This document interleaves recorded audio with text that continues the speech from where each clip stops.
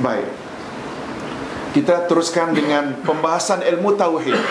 Nah, ini Ustaz kira masalah biasa.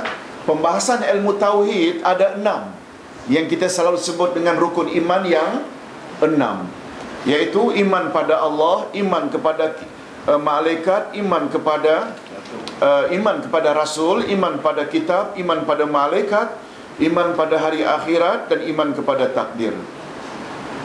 Hanya saja, coba lihat muka surat 4.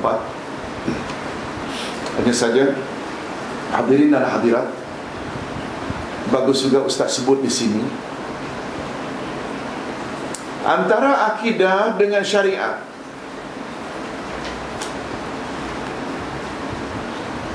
Dalam kita melakukan syariat, kita tidak tahu dalil. Dengan kata lain, kita buat ikut-ikutan, taklid buta. Berapa banyak manusia pergi haji, ketika tawaf sa'i, tak tahu dalilnya dari Quran, hadis Nabi. Orang ramai buat macam itu, dia ikut juga. Ada tak jemaah haji macam itu? Ada. Melontar jamarat, orang jamarat. Ukuf di Arafah, ukuf. Itu namanya taklid dalam syariat. Hadirin dan hadirat, taklid dalam syariat sah amalnya biiznillah, tapi tidak sah bertaklid dalam akidah. Nah, sekarang Ustaz nak tanya, apa makna taklid, Ustaz? Taklid maknanya ikut tanpa mengetahui dalil-dalil.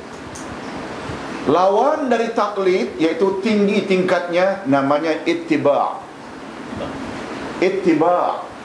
Ittiba' kita ikut dan kita tahu dia ada dalil.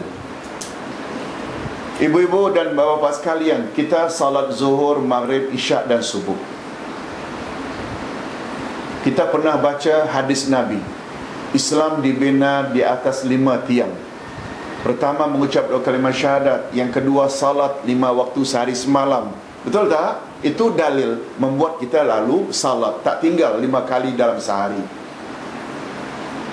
Kita juga pernah dengar ayat Quran, ayat 183 surat Al-Baqarah. Hei orang-orang beriman, diwajibkan ke atasmu berpuasa, sebagaimana telah diwajibkan ke atas umat sebelummu. Mudah-mudahan dengan berpuasa kamu jadi orang yang bertakwa. Itu maknanya ada dalil. Kita pernah dengar, walau kita tak hafal ayatnya, tapi kita pernah dengar, lalu kita pun berpuasa atas dorongan ayat itu. Namanya ittiba', bukan taklid. Ustaz ulang sekali lagi. Bila kita beramal berasaskan ilmu, karena kita tahu ada dalilnya, ada hujahnya, maka itu namanya ittiba'. Bila kita beramal tak tahu apa-apa dalil, orang ramai buat, kita pun buat, namanya apa tadi? Taklid. Orangnya yang taklid namanya muqallid. Orang yang ittiba' namanya muttabi'. Nah, ini yang Ustaz bahas pada Isnin yang lalu, iaitu berhijrah dari muqallid kepada muttabi'. Ada satu topik pembahasan, kita hendaklah berhijrah dari muqallid kepada muttabi'. Hijrah maknanya apa? Berpindah. Muqallid diambil dari kata apa tadi? Taklid. Apa makna taklid? Ikut dan buta tuli. Betul tak? Muttabi' itu dari kata ittiba'. Ittiba' pula maknanya apa tadi? Ikut dengan dalil. Antara muqallid dengan muttabi', mana yang lebih tinggi di sisi Allah? Muttabi'. Kita hendaklah dengan belajar. Boleh tak sampai ke peringkat muttabi'? Boleh.